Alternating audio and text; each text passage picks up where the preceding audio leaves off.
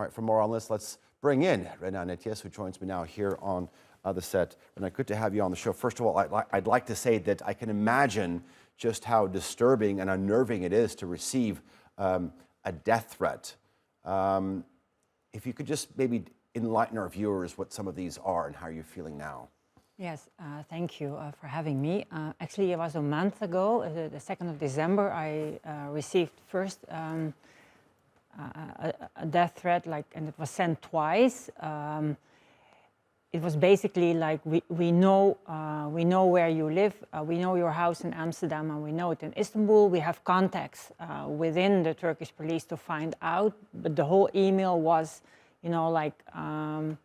that I'm spreading Turkish propaganda concerning Rojava and everything. So yes, I am interviewing Syrian Kurds who received this. I'm interviewing Syrian Kurds inside Syria who have a colleague killed, or a brother, or another family member killed.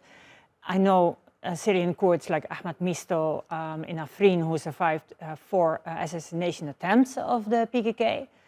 And then I got threats myself. Maybe it's just somebody behind the dashboard, but you don't want to rule it out. So I took definitely action with the Dutch authorities and also with the Turkish authorities. And do you feel that your life might be in imminent danger? I know that you said that you've taken precautions, but talk to us about that fear that you may have. Yeah, the first evening, because when they say to confirm all this, we will drop a package in front of your door. And this was just after the attack in Istiklal. I don't live so far away from it. And I know also that this was one attack in Istanbul, and I did not really investigate this attack, I have to say, from the max. But such similar attacks happen all the time in northern Syria, in Azaz, Maria, where I go often. And every time I go there, such attacks happen. So I know that this happens a lot. It doesn't make it in Western media, but that does not mean that it doesn't happen. So I just wanted to be sure. And first evening, I really felt, I didn't feel safe. But both the Dutch consulate and also a Turkish diplomat in The Hague took action, and via this Turkish diplomat in The Hague, an English-speaking police chief in the Istanbul police called me, and we went through some things, and at the end of the evening I felt quite, not 100%, but much better at least. Yeah. Rena, why now? Because you have been covering northern Syria for years now. I think because everything what is going on, I think they feel narrowed in what's going on in Syria, and of course there is continuously also talk of a new Turkish operation or not, or Russia and the regime want to advance in their areas, but also because I go in more often, and I realize that even myself, I have been influenced by YPG propaganda, because in Afrin, I thought there are no Kurds, but that's not true.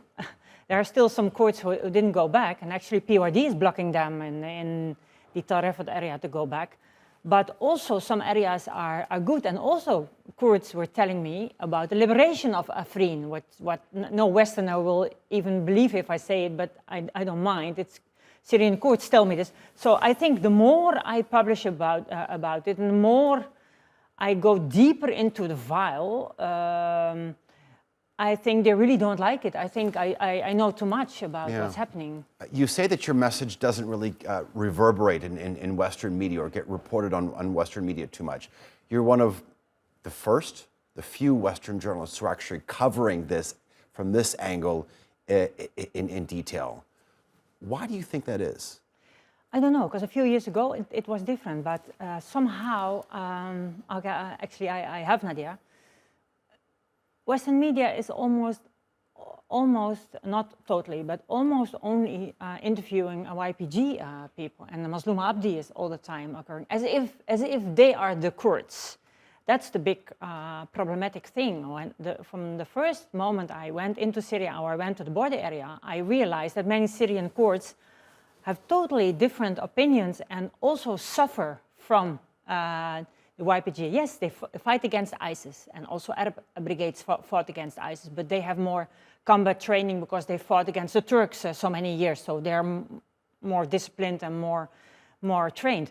But there is a whole other side that is not much covered in the West at all, that they kidnap children, that they for military training camps, and goes on, that they assassinate opponents, that they kidnap opponents. Only a few days ago, they kidnapped again 2 KNC leaders in Kamishle, and that they do not allow any media or any researchers who slightly criticize them.